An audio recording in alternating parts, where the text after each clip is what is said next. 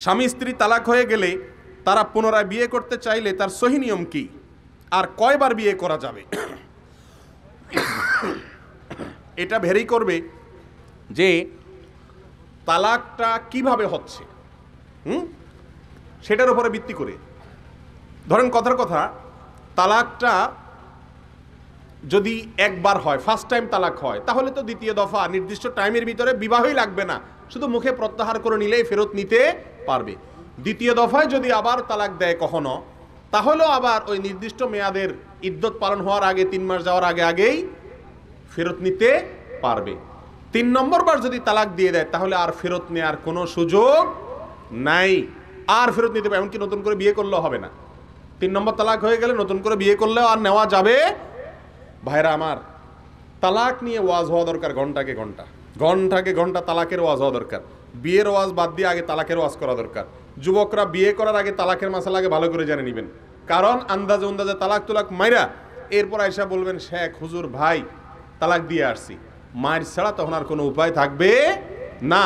কারণ ছুরি ঢুকাই দিয়ে এরপরে বলবেন জিব্বা কামড়াবেন, সরি আমি রাগের মাথা বলে ফেলছি। আবার অনেক জায়গায় দেখবেন লেখা থাকে অনেক সাইনবোর্ডে যে রাগের মাথায় তালাক দিলে তালাক হয় না। আচ্ছা, তালাক কেউ মহব্বত করতে করতে দেয়?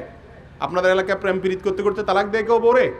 আরে ভাই, তালাক দেয়ই তো রাগের মাথা। তো রাগের মাথা তালাক না হলে দুনিয়া তার কোনো তালাকই কি হবে না। খবরদার, তালাক একটার বেশি দেওয়া উচিত না, জায়েজ নাই, গুনাহ। তালাক একটা দিতে হয়, একাধিক না। এরপরে সুযোগ দিতে হয়, তাহলে সেই তালাক দেওয়ার পরে ফেরত নেওয়ার সুযোগ থাকে। আমাদেরকে শয়তান এমন মূর্খতার ভিতরে ডুবাই রাখছে, বউর উপরে রাগ উঠলে একসাথে 3,000 3 লাখ তালাক, বউরে তালাক, বউর 14 গোষ্ঠী সহ তালাক দেয়। এগুলা ধরে হাড্ডি গুড়া গুড়া করে দেওয়া উচিত।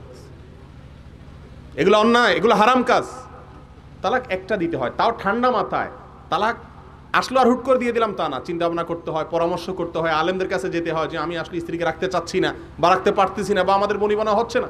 আল্লাহ রাব্বুল আলামিন এর কাছে সবচেয়ে অপছন্দনীয় কাজ তালাক, জানেন আপনারা? সবচেয়ে অপছন্দনীয়। যেই পুরুষ কথায় কথায় বউরে তালাকের কথা বলে, এমনকি যে মহিলা কথায় কথায় স্বামীকে বলে আমার ছেড়ে দাও, বাবার বাড়ি চলে যাবো, এদের উভয় আল্লাহ লানত প্রাপ্ত। আল্লাহ তাদেরকে সন্তুষ্ট না।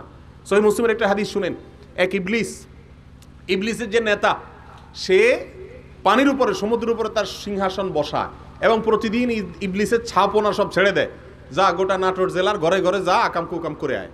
সারাদিন ঘুরা ঘুরা আকাম কুকাম করে সন্ধ্যা যখন ফিরে আসে, দল নেতাজিকে কি কাম করে আইসোস?